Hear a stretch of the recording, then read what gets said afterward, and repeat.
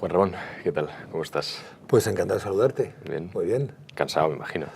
Sí, uno cuando termina de trabajar después de madrugar tanto y una jornada de mañana complicada y larga, pues está cansado. Pero vamos, bien, encantado de estar aquí. Son las 2 del mediodía, llevarás ¿desde qué hora llevas despierto? Desde las 2:30 de la madrugada. 2:30 de la madrugada. Claro, es decir, para elaborar un programa de mañana tienes que tener un buen equipo que trabaja durante toda la tarde y madrugada, y una disposición a madrugar pronto, porque tú a las 6 de la mañana, en mi caso a las 6 de la mañana, tengo que estar en perfecto estado de revista, con el programa en la cabeza y empezando a contar las cosas. Yo había escuchado gente que se despierta, el Herrera, a las 3:30, 4, incluso ahora ya que ha ido tirando para atrás, pero lo de las 2:30 de la mañana es heavy, ¿eh? Sí, prefiero no levantarme con prisa. Y no, yo llego a la radio a las 4 más o menos. Claro. O sea, es hora y media antes la que me dedico pues a repasar un poco los temas, a las 2:30 los leer. Sí, Muchos lo que te han dejado.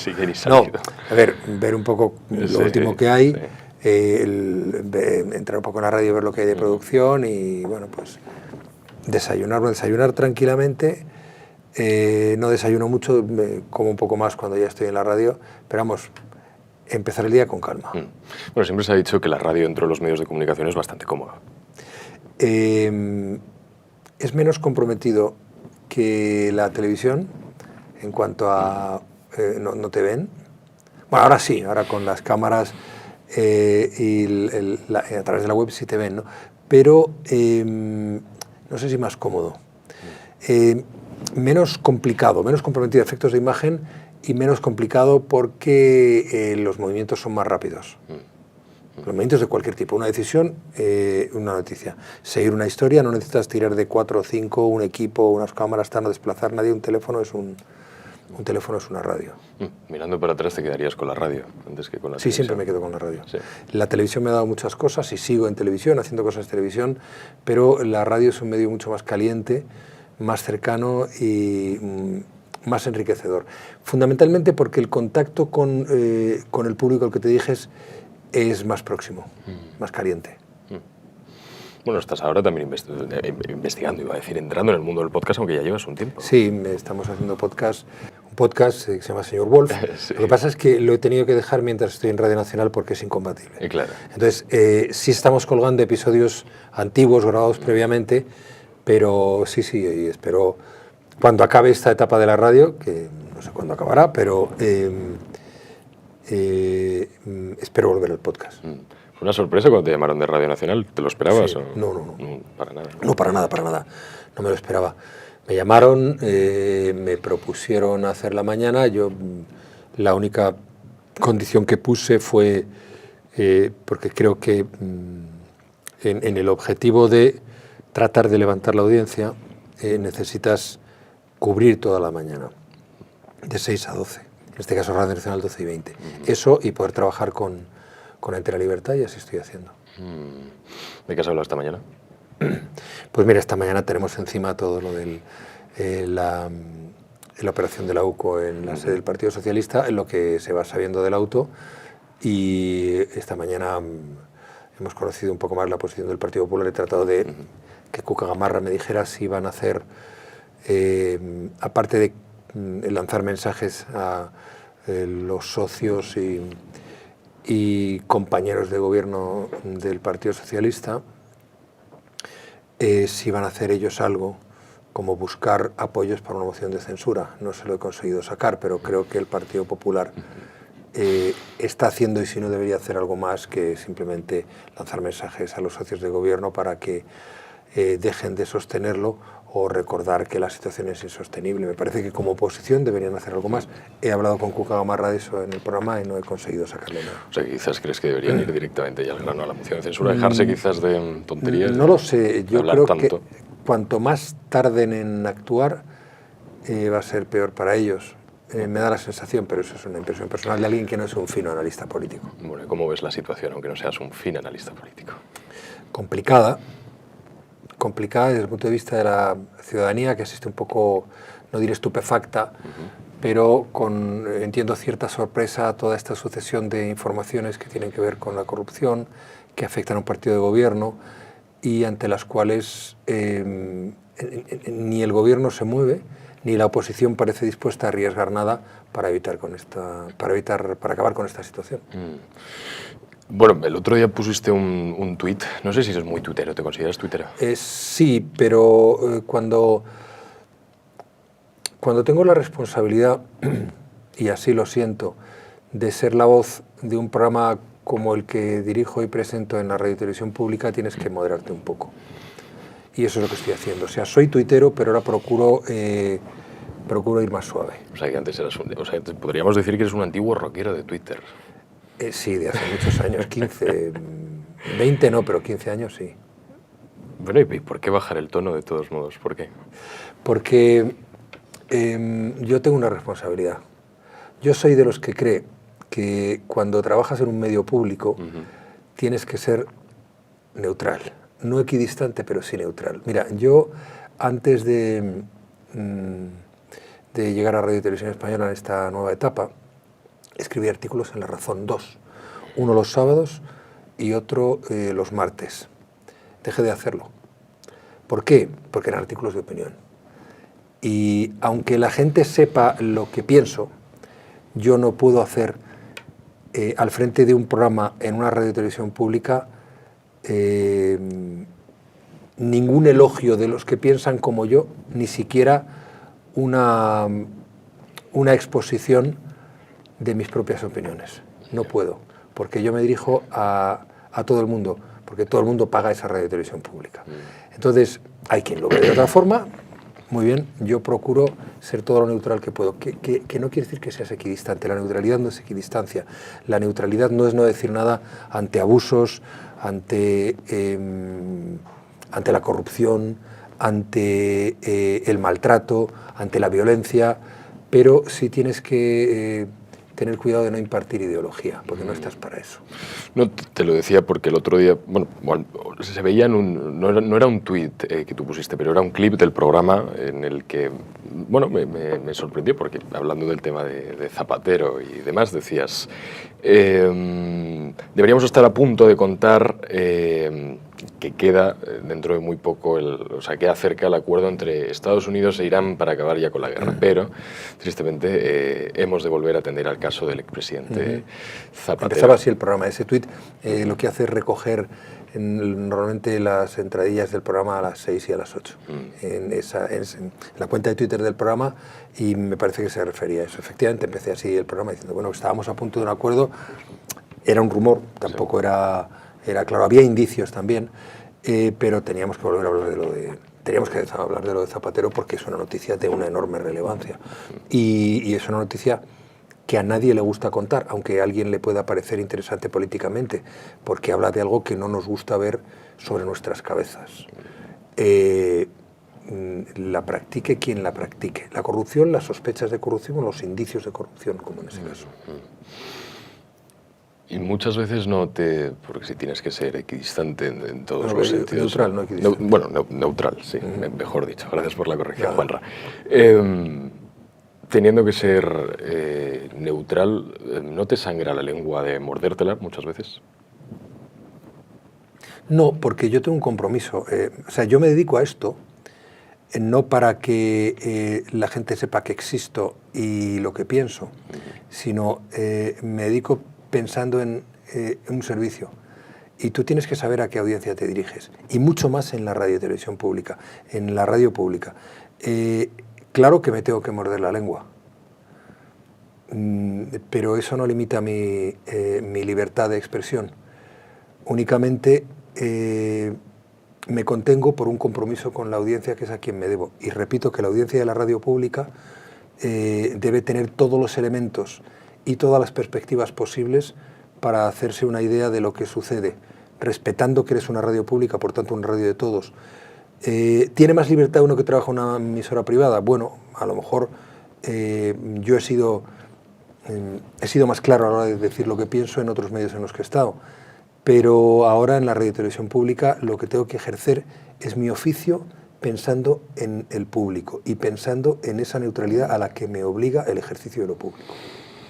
¿Y qué opinas de figuras no lo sé, quizás están llevando esa libertad de expresión incluso al extremo, faltando el respeto, ¿no? Donde acaba mi libertad, o sea, acaba mi libertad donde empieza la tuya y todo el rollo. Por ejemplo, te voy a poner, hay varios ejemplos también de la izquierda, pero Vito Quiles, ¿qué opinión tendrías de un periodista que... No, Vito Quiles no es un periodista. Es un señor que agita bajo el paraguas de un periodismo que como tal no existe. Y yo siempre, cuando me plantean la cuestión, hago la prueba del 9. Si tú eres un periodista de estilo bronco, o que ejerce su estilo bronco frente a personas que son susceptibles de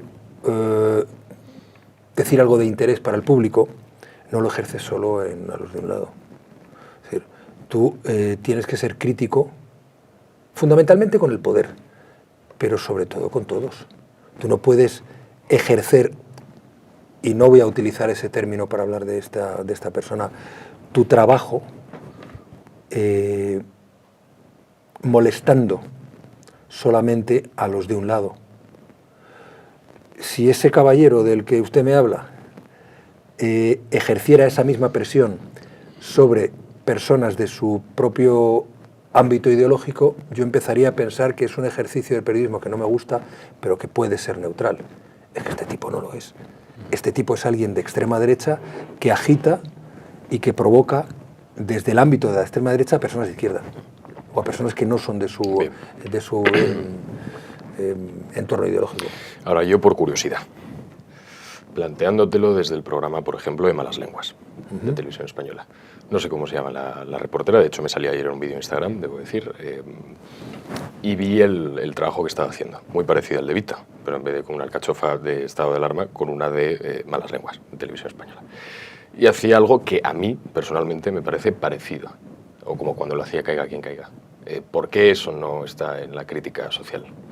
Bueno, primero no conozco esta reportaje de Malas Lenguas, y lo de Caiga quien caiga no es comparable. Caiga quien caiga era un programa de humor satírico en el que no se molestaba a la gente, igual, sino se llevaba al acoso que llega a este tipo y a la provocación que llega a este tipo. Es que no, o sea, son realidades que no son susceptibles de ser comparadas. El periodismo crítico ácido, basado en el humor, que hacía Caiga quien caiga, puede gustarte o no, pero no está mal molestar al poder. Lo que pasa es que Caiga quien caiga molestaba a todas las personas de cualquier ámbito ideológico. Y si alguien ejerce ese tipo de presión emocional que rebasa desde luego lo puramente informativo en todas las direcciones, como te he dicho, podemos discutir si eso no es periodismo, pero bueno, empezamos a hablar. Ahora, si solo vas en una dirección, eso no es periodismo. Lo ejerza quien lo ejerza, ¿eh? Lo ejerza quien lo ejerza. No te puedo comentar lo que no conozco, pero Caiga quien caiga era un programa de humor que no es comparable en absoluto con la provocación de extrema derecha en un tiempo como Vito Quiles. Bueno, te lo digo yo como joven, me califico como tal. No, evidentemente eres joven. Tú que tienes una hija de mi edad, sí, más o menos. La pequeña. La pequeña, es de tu edad. De mi quinta, que lo ves, además estudia periodismo. Efectivamente. Entonces estarás puesto lo que te dice ella de sí. Papá, tal cual, sí. Lo que sea. Y esta discusión la he mantenido con ella. Me imagino. La mantengo yo también con el mío. ¿Se puede ser periodista sin que te metan en una trinchera a día de hoy? Se debe. Se debe. ¿Y cómo? Siendo honesto. Porque yo lo veo en comentarios de YouTube que es imposible el hacer y el dejar de hacer un comentario. No es imposible. Mira, el periodismo básicamente es compromiso. Y el compromiso no es ni siquiera contigo mismo. El compromiso es con los espectadores, con los oyentes, con la gente a la que te dedicas. Y compromiso quiere decir que tú tienes que buscar la información. Tienes que buscarla, hay una ética, no al precio que sea, pero tienes que buscarla. Y tienes que tratar de conseguirla. Y tienes que ser crítico y tener olfato y mala leche. Pero en todas las direcciones, tienes que ejercerlo en todas las direcciones. Y claro que se puede, claro que se puede. El problema es que el universo de comunicación en el que ahora nos desenvolvemos todos, incluso los de mi generación, es un universo muy dividido, muy fragmentado y sobre todo muy de buenos y malos, como en general es el diálogo social que se ejerce en las redes sociales. O estás conmigo o estás contra mí. Los propios algoritmos de las redes sociales te llevan a que a ti te llegue información, te lleguen impresiones, te lleguen noticias que están relacionadas con tu forma de pensar. Y eso hurta el debate. Entonces, partiendo de ahí, nos encontramos con un ejercicio del periodismo que a veces se basa demasiado en lo que se cuenta en redes sociales. En las redes sociales no hay periodismo. Hubo una cosa hace años que se llamaba periodismo ciudadano, que era una filfa, que era mentira. El periodismo debe ser comprometido, crítico, buscar siempre la verdad y enfrentarte incluso a los que, iba a decir a tu propia familia, incluso a tu propia familia ideológica, para encontrar esa verdad. La forma de ejercerlo es honesta. No puedes ejercerlo sin honestidad. Y no es honesto, es más bien deshonesto, provocar a la gente para ponerle en situaciones comprometidas y llevarlo a redes sociales y tener muchos likes. Eso no es periodismo, eso es una mierda. Eso es como lo entiendo yo. El periodismo, como digo, es compromiso. Y compromiso con la verdad en el sentido más amplio y compromiso con la crítica frente al poder. Gobierne quien gobierne. Hablando de compromiso, me has sacado el siguiente tema, macho, sin quererlo. O sea, te lo voy a introducir yo de otra manera, pero vaya, o sea, esto se me ha encadenado perfectamente. Compromiso. Alsina hablaba de compromiso el otro día. Da un paso para atrás, deja la franja de actualidad Alsina política.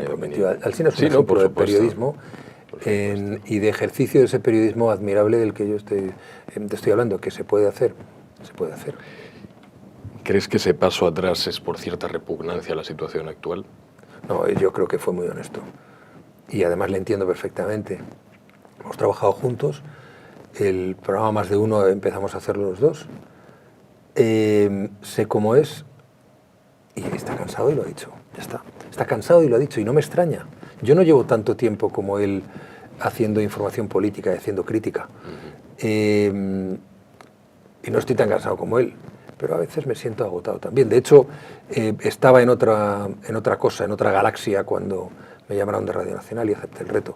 Entonces entiendo perfectamente que lo único que le pasa es el cansancio. Y algo que él dijo también, y Carlos no da puntada sin hilo y desliza las cosas por alguna razón.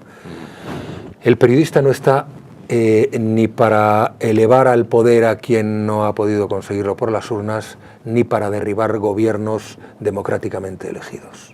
No estamos para eso. Y como esa presión te alcanza siempre, llega un momento que te cansas de ella. ¿Y para qué está el periodista? Para contar lo que pasa.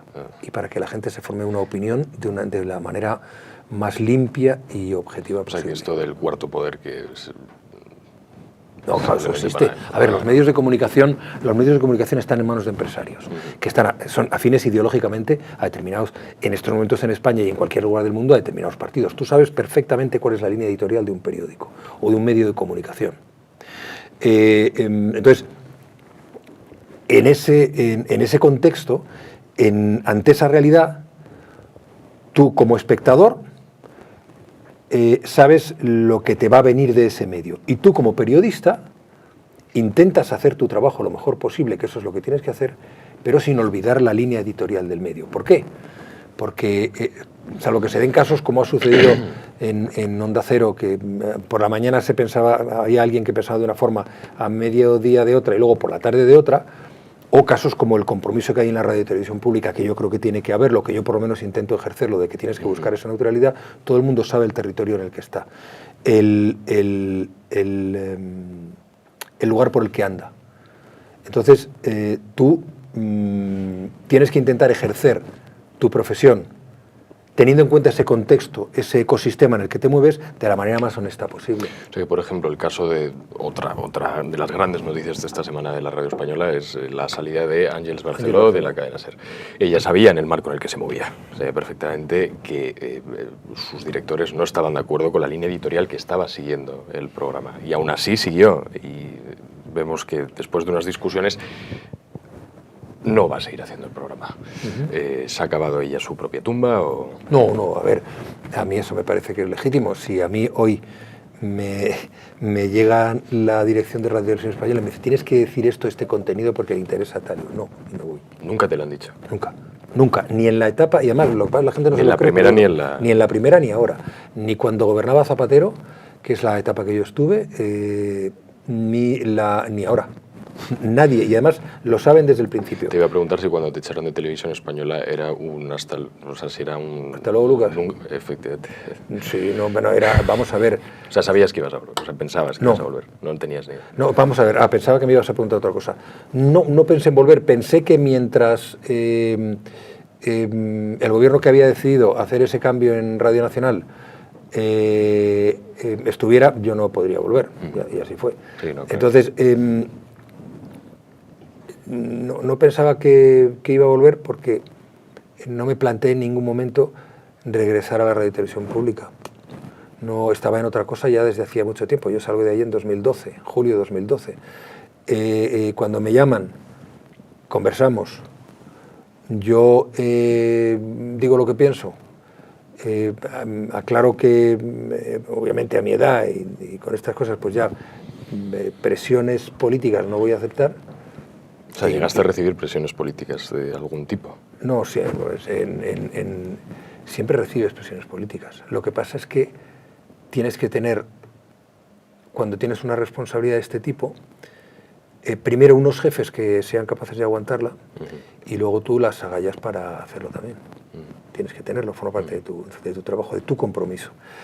Entonces, yo ese problema no le tengo, por lo menos de momento.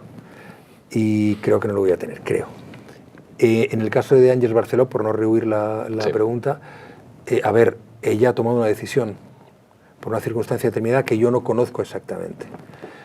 Pero se puede dar el caso, claro, cuando tú tienes una responsabilidad en un medio de comunicación de una tendencia determinada, tú puedes estar de acuerdo o no, tú puedes sentirte a gusto o no, eso ya es una cosa muy personal. Si hay una variación en la línea editorial y tú consideras que no estás de acuerdo con ella, puedes adaptarte o puedes rechazarla. Eso es una opción que, sobre todo cuando tienes una responsabilidad en la antena como la que tiene Àngels, puedes y debes tomar en cualquier momento. Pero vamos, en su caso desconozco cuál es la verdadera razón. ¿Crees que después de irse la SER, siguiendo un poco la línea editorial que estaba llevando Àngels personal, entendemos, ¿no? por ese desentendimiento con la SER, ¿le ves un espacio dentro de Televisión Española?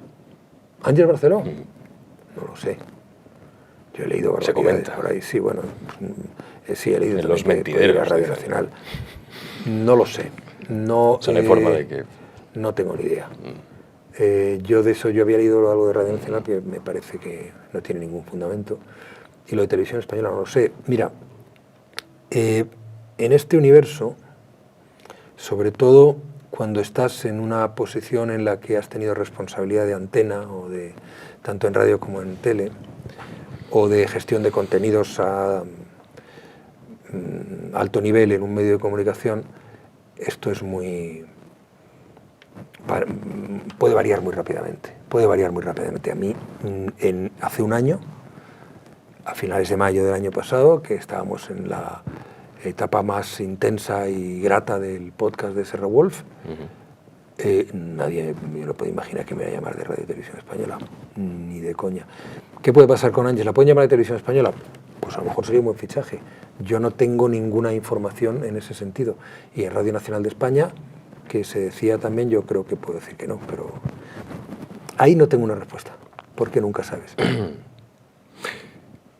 Es una buena profesional en todo caso. Lo es. Muy buena, con la que trabajé hace muchos años en Telecinco. De todos estos que se están...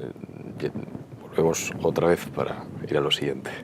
De Alsina, que se va a la retaguardia, y de Àngels, que bueno, se va de la SER. ¿Tienes pensado cortarte la coleta? Yo es que me divierto mucho. Me divierto mucho haciendo esto. Y luego eso que tú llamas retaguardia, que Alsina no ponía en valor también, esa segunda parte del programa, de un programa de mañana, en el que el ritmo se atempera, la intensidad de la emoción cambia de territorio, vas más al humor, al arte, al espectáculo. Esa parte es la parte más divertida de la radio. Para mí es la parte más divertida de la radio. Entonces, yo creo que Carlos ha sido como ha hecho en los últimos años, ha tomado una decisión muy inteligente, que seguramente no es buena en principio, no, él lo dijo, no le sentó muy bien a la casa, pero que desde el punto de vista profesional para él es muy inteligente, se va a divertir mucho. ¿Y tú? Entonces, yo me divierto mucho haciendo radio, Me divierto mucho, y luego me he picado un poco, porque en la etapa anterior de Radio Nacional de España, con un equipo magnífico, con Luis Fernández al frente de la Corporación Radio y Televisión Española, en 5 años conseguimos aumentar considerablemente la audiencia de la radio pública. Entonces, ahora son otros tiempos, hay equipos diferentes, pero yo me he propuesto hacer las cosas, tratando, ahí sí, porque eso no sé lo que puede pasar, de aumentar la audiencia de la radio pública. Pero no me estás contestando a la pregunta, Jorge. ¿Cuál era la pregunta? ¿Cuándo piensas cortarte la coleta? Pues sí, te estaba respondiendo bueno, en sí, una larga, no cambiada. No, yo me cortaré la coleta.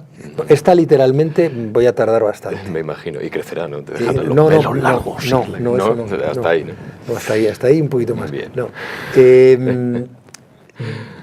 Cuando me canse, cuando no tenga oportunidad de hacer esto. Y te he dicho antes que cuando termine la etapa de Radio Nacional, espero volver al podcast y seguir haciendo cosas. Yo tengo edad de jubilación, yo tengo 67 años, soy muy mayor, pero me divierto tanto que mientras me quede fuerza, seguiré haciendo este trabajo. Es verdad que me apetece mucho irme a Asturias, estar con mis caballos, escribir, que es lo que más me gusta del mundo, pero me pone tanto el micrófono, la tensión del directo, el día a día, la conversación como la que puedo mantener contigo. En este caso es más incómoda porque ser entrevistado es un coñazo. Pero te he escuchado decirlo. Mientras lo siga viviendo como algo que disfrute y tenga oportunidad, lo voy a hacer. Me puede decir, no, Juan, deja paso a la gente joven y tal. Sí, también. Pero seguramente haga algo que o a ellos no les gusta o no sea de su agrado. Tú eres joven, sí. Ahí estás, peleando, haciendo lo mismo que llevo yo haciendo mucho tiempo. Pero yo creo que el hecho de que yo pueda estar en otro sitio, y mucho más ahora, haciendo algo parecido, en un podcast, por ejemplo, no te resta a ti oportunidades. Y es posible que los que llevamos años, aunque solo sea por la experiencia de estar frente a la cámara o al micrófono, podamos enseñaros algo. Aunque a mí me pasa, yo ahora estoy trabajando con gente mucho más joven que yo y yo aprendo con ellos todos los días. Okay. De todas las modernidades de las redes. No solo eso, sino la forma distinta de enfrentarse a la actualidad. Yo puedo enseñar algunos viejos trucos, yo puedo enseñar el valor de la constancia, a mirar las cosas de otra forma, pero el lenguaje, el espíritu, la manera de enfrentarme a un mundo distinto me lo enseñan ellos todos los días. Y bueno, y gente como Lara Hermoso, con la que sigo compartiendo mañanas de Radio Nacional, pues una tipa con una mirada tan crítica y tan inteligente a las cosas, pues me enseña mucho también, especialmente. Decías que todavía hace un par de años, que tu cabeza por ahora estaba más aquí que en Asturias. ¿Se sigue encontrando más aquí que en Asturias? Los días de diario sí. Los fines de semana cuando voy allí estoy con mis caballos y me siento entre ellos y hacemos manada y estamos en silencio, pues quiero estar allí y pertenezco allí. Pero uno tiene que disociarse si quiere todavía apurar la vida y disfrutar de las cosas que puede disfrutar. Disociarse quiere decir repartirse en varios territorios en los que puede ser feliz. ¿Eres asturiano? De nacimiento no, pero sí de origen y con un reconocimiento que no suelo hablar mucho de ello porque me parece inmodesto, pero lo voy a decir con orgullo. reconocido como hijo adoptivo de Asturias, institucionalmente por el Parlamento asturiano. Entonces eso me llena de... Sí, me hace sentir un orgullo de la asturianía, sí. Después de esta conversación, o de lo que llevamos hasta ahora, yo creo que casi que podríamos decir que la política, como una buena fabada, ¿te provoca ventosidades? No, porque procuro digerirla bien y no llevarla por donde se pueda ir, se pueda descontrolar. Pero la política me cansa un poco. Sobre todo el juego de la política al que nos invitan cada día los equipos y los estrategas de los partidos políticos. A mí no me gusta trabajar para un partido o para una ideología, aunque sean los míos. Entonces, cuando me quieren vender cosas que no son, o cuando me quieren vender estrategias de humo o tinta de calamar, me irrita especialmente. Entonces, la política, desde el punto de vista de la mirada del periodista, se ha convertido en un territorio de declaraciones o filtraciones. Y la política debe seguir siendo la ciencia del bien común y debe saber enfrentarse a la crítica y a la censura. Cuando digo censura me refiero a esa crítica, no al corte, no a impedir que se diga o que se piense lo que se diga. Yo creo que hay una censura social, hay una crítica social, una crítica de los medios de comunicación que la política lleva mal. Y eso bueno, pues es lo que hay, pero ni me gusta ni me resigno a aceptarlo.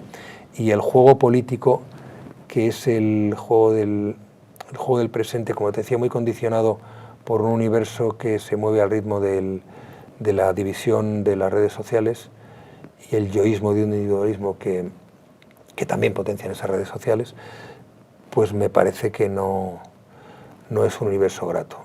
Yo hablo de política, intento digerirla para servirla de la manera más eficaz para que se hagan una opinión y para que conozcan la realidad los oyentes de Radio Nacional de España, pero no es un universo en el que yo me sienta particularmente cómodo. Y en tu universo en el que te sientes particularmente cómodo, que es el tuyo personal, ¿quién sería Juanra sin Sandra? Bueno, vamos a ver. En todas las parejas que llevan nosotros llevamos más de 20 años, hay una evidencia incontestable, aunque a veces no lo percibas. Tú no eres nada de lo que eres sin el compañero o compañera de todos esos años. No porque tu vida o tus acciones dependan de ella, sino porque ha sido una vida que sin ella no se concibe. No es una cuestión de dependencia, sino de caminar igual. Cuando caminas solo, vas por una dirección. Cuando caminas con alguien, puedes llevar la misma, pero siempre te va aportando crítica, risa, llanto, alegría, y todo eso condiciona tu forma de ser y forma de actuar. Y todo eso no sería lo mismo sin esa persona al lado. Es decir, Sandra ha condicionado mi vida igual que yo condiciono la suya. Y lo que yo soy es fruto de nuestra relación, igual que lo que ella es fruto también de esa relación. Yo creo que una relación de pareja tan larga, en la que ya has aprendido a conocerte y a soportarte, en la que has pasado muchísimas crisis y ya casi sabes cómo respira el otro, no puedes pensar en ningún caso que lo que eres es solo obra tuya. Es imposible, es una gilipollez. ¿De qué te has salvado, Sandra? Si te has salvado de algo. Sí, claro. Me salva de muchos errores. Es una persona prudente, mucho más que yo, ordenada, mucho más que yo. Y eso me ha llevado a mí a ser más prudente y más ordenado en algunos casos en los que necesitaba ser más prudente y más ordenado de lo que mi carácter marcaba. Por ejemplo, o me ha enseñado a apreciar el valor de la salud, la constancia y lo importante que es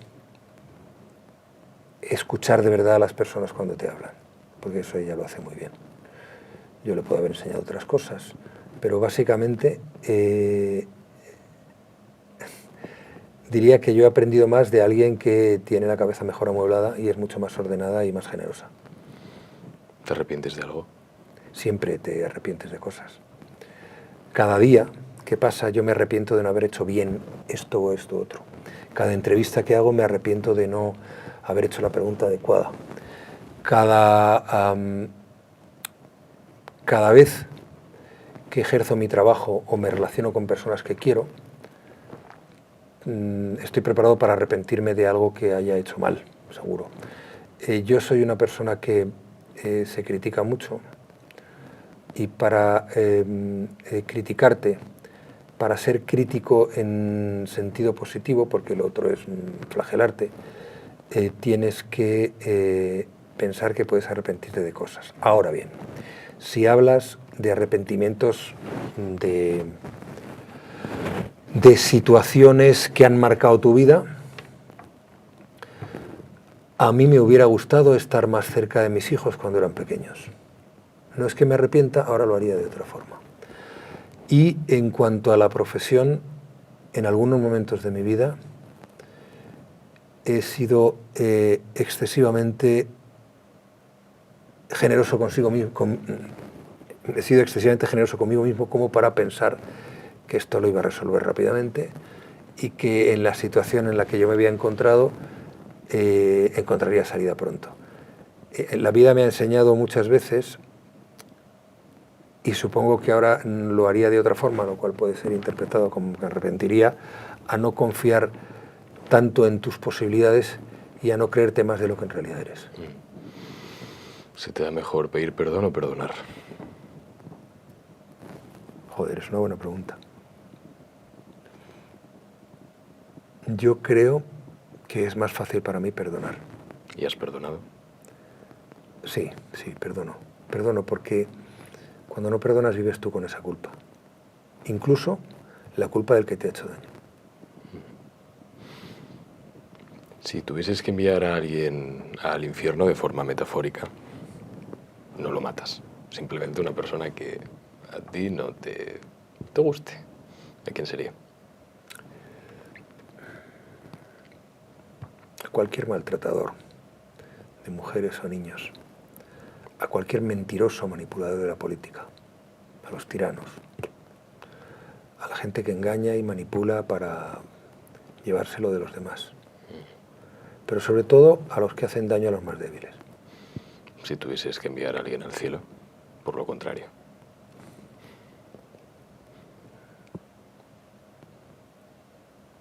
Siempre pienso en la gente que renuncia a lo suyo para que los demás vivan mejor. Y hay mucha gente que lo está haciendo. Hay mucha gente cuyos mensajes generosos se conocen poco o se valoran poco. Pero hay gente que, toda esa gente que renuncia a su vida para que los demás vivan mejor, o que basa su acción vital en hacer el bien, me parece que merecen el cielo y deberían tenerlo en la medida en que exista en esta tierra. ¿Y si tuvieses que enviar a alguien al purgatorio?